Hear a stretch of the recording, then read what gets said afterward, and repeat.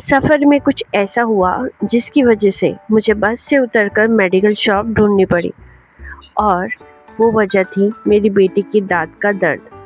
वो इतना तेज रोई कि मुझे हार कर अगले स्टॉप पर उतरना ही पड़ा और मैंने ख़रीदा यहाँ से क्लोव का तेल।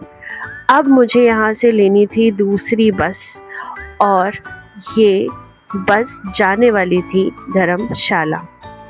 ना जाने ये सफ़र और क्या क्या दिखाएगा और कितनी सारी बस बदलवाएगा।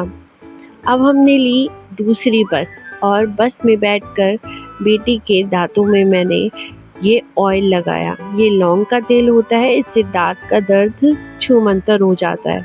बट अभी मेरी बेटी को बहुत ज़्यादा दर्द हो रहा था और वो बहुत ज़्यादा रो भी रही थी, उसके आंसू आ रहे थे और मुझे बहुत दुख हो रहा था या और फिर वो थोड़ी देर बाद सो गई थी। अब मैं खिड़की की तरफ बाहर से देख रही थी कि क्या व्यू आ रहा है और व्यूज़ देखते देखते मुझे वो सारी यादें याद आने लगी और मुझे बहुत ज़्यादा इमोशनल फील हो रहा था और सफ़र की एक्साइटमेंट भी थी। अब हम आ गए थे धर्मशाला में। धर्मशाला में जब हम पहुँचे तो बस स्टैंड के जस्ट पास ही आपको ऑटोज़ भी मिल जाते हैं मैक्लोडगंज के लिए। आप मैक्लोडगंज आएंगे धर्मशाला से अबव की साइड और यहाँ का व्यू देखने लायक था। हमने जो बैजनाथ से तरबूज खरीदा था वो हमने यहाँ पर एक फ्रूट वाले अंकल जी से कटवाया और अंकल जी इतने अच्छे थे कि उन्होंने कोई भी पैसा लेने से मना कर दिया। उन्होंने कहा, क्या हो गया बेटा, आप लोगों ने फ्रूट खाया? मुझे तो उसी में तसल्ली है।